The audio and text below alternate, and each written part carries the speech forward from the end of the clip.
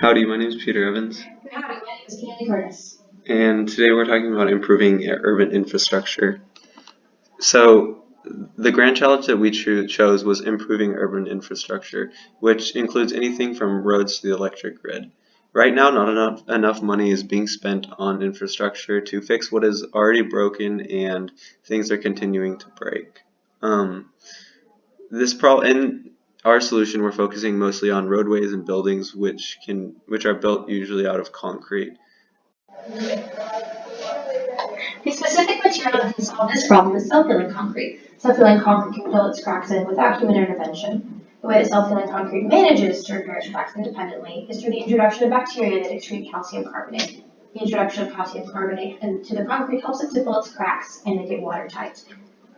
The technology that allows self-healing concrete to be possible is truly a feat of engineering. The way that this is done is by introducing bacteria into concrete in the lab.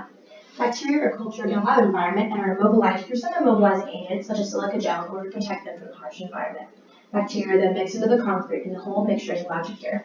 Once the curing is over, the concrete obtains its self-healing property. Two of the bacteria that are used are Bacillus subtilis and Bacillus carni, but Bacillus subtilis is used much more often. The first roads discovered are from about 6000 BC, which are really more just paths. The first constructed roads were in about 4000 BC around the city of Ur. There wasn't a major development in roads until around 300 BC by the Romans, where they began to actually use concrete underneath laid out stones. In 1824, Joseph Aspdin discovered Portland cement by mixing finely ground clay and limestone, which he then heated. In 1845, Isaac Johnson is the one who discovered what we now know of as Portland cement, which was just heated to a higher temperature. Another big improvement in Portland cement was the rotary kiln, which you can see on the right. In 2007, a scientist named Jonkers was the first person to discuss self-healing concrete using bacteria. There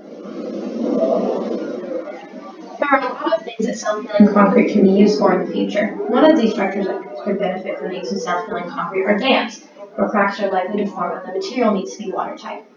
Another structure that can benefit from self-healing concrete are roads, since our roads go through constant wear and tear, and self-healing concrete would allow them to have a longer lifespan and for them to be replaced much less, saving taxpayers money.